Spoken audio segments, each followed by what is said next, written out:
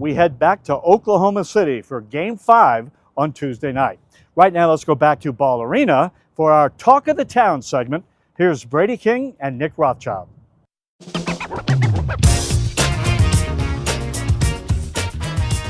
Let's talk about this town.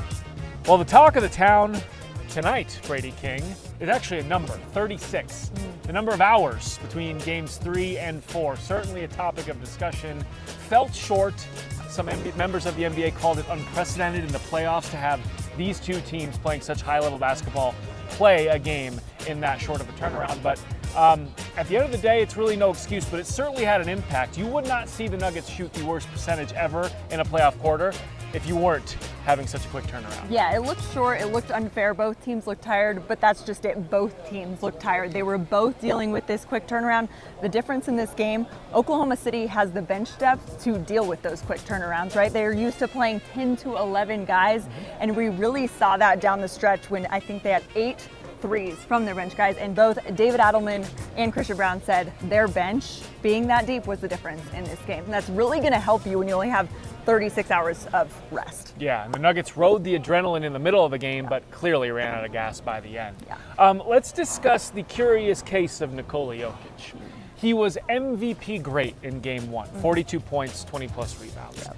Now it's been 3 games, though, of struggles for the Joker, where he just hasn't seemed his normal self. Now, I don't know if he's dealing with that elbow injury that has been off and on throughout the year. I don't know if it's as simple as just shots aren't falling, and that kind of happens sometimes. Yeah. But in the locker room, it sounded like most of the guys put it on themselves rather than Joker, that he's still making the right plays. They just need to support him better. I don't know, though, Bradey. Do you think there's something that Nikola needs to do to sort of jumpstart his game? I think it's a mixture of things. I think we do have to give Oklahoma City credit. They are throwing a lot at him. He even mentioned he doesn't really know what he's going to get when he catches the ball each time, so I think he's dealing with that. A little bit of shots just not falling, other guys maybe not contributing, but what I want to see from Nikola Jokic, he only had 3 assists today. And that is a low. I mean, he's been in the lows in assists in the past few games. I think he needs to get back to distributing first, scoring second, because I think that is when he's at his best. You're not going to find more rest in this series if you're the Nuggets.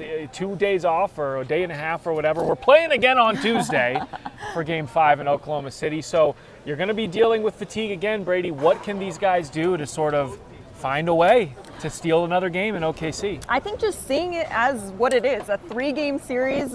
Jamal Murray said it perfectly. This is not a funeral. They are tied 2-2 with the number 1 seed in the West. So as defeating as this loss felt, because it did feel like the Nuggets had this, at least for that 3rd quarter and into the 4th, I think you look at it as a clean slate and go into Oklahoma City and see what you can do. I think a lot of folks felt like the Thunder may be mentally weak the way this series was playing out, that Denver just had that championship level mindset that could get them over the hump in close games. Well, we just saw that's not exactly true. This team won 68 games in the regular season. But Denver still can lean on the experience of coming back in series or playing tight series in the playoffs that I don't know that Oklahoma City can quite draw on yet. So, as Aaron Gordon said, we've done this before. We know we can do it again. We know we can go steal another game in Oklahoma City. And at the end of the day, you only got to win 2 more out of the next 3, and you're on to the Western Conference Finals. Who's going to be the guy for you, Bradey, that needs to come up clutch down these next 3 games for the Nuggets to advance? Who's the one guy? The one guy, I want to see Michael Porter Jr. I mean, I feel like the Nuggets are at their best when he is contributing on both ends. And 3 points today, not going to cut it from him. I want to see him shine. I like to see him shoot, and I want to see him step up in Game 5. He mentioned that it's a roller coaster with this injury. Some days are great, some days are like Game 4 where he was sort of ineffective. But he did say that every day he heals a little bit more, and so maybe in Game 5 he'll get that jump shooter going.